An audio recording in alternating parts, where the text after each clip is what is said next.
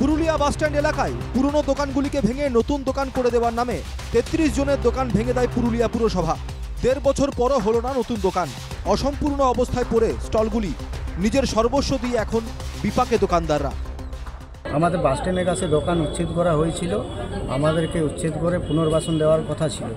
আমরাকে বলেছিল দুর্গাপূজার মহালয়ার দিনে আপনাদেরকে দোকানটা ডেলিভারি দেব, কিন্তু আমরাকে সেই টাইম মতো আমরাকে দেই না। তাই আমরা চেয়ারম্যানের কাছে এসেছিলাম, এসে আমরাকে উনি আবার নেক্সট ডেট দিল কি মার্চের মধ্যে আমাদের দোকান কমপ্লিট দিবে। নয় অবশ্য ঠিকাদার তো কোনো পয়সা পায় না, এই তার জন্য কাজ করছে। কিন্তু পৌরসভা কাজ করা উচিত, কিছু আগে অ্যাডভান্স দেওয়া দরকার। তো এই যে কাজ হচ্ছে না, 2 বছর ধরে তো কাজ থমকে দোকানদানি করতে পারছেন না আপনারা, মানে কার গোড়ো মিছিল হচ্ছে, পৌরসভা না ঠিকাদারের?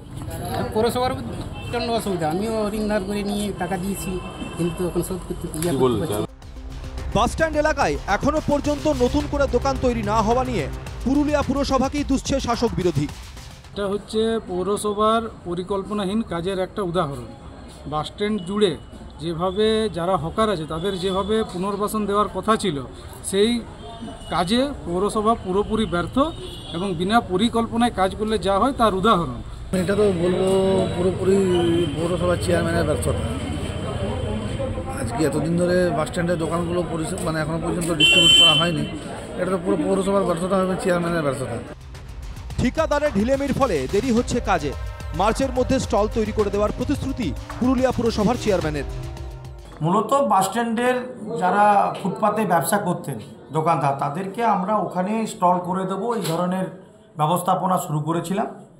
এখন এজেন্সির মাধ্যমে কাজ করতে গিয়ে বালির সমস্যা, বিভিন্ন ধরনের সমস্যা থাকার ফলে কাজটা সত্যিই অনেক দেরি হয়ে গেছে। তা আমরা খুব শীঘ্রই চেষ্টা করছি। ঠিকাদার পুরসভার টানাপোড়েনে অনিশ্চিত পুরুলিয়া বাসস্ট্যান্ডের দোকানদাররা। পুরুলিয়া থেকে বুদ্ধদেব পাত্রের রিপোর্ট, NK TV বাংলা।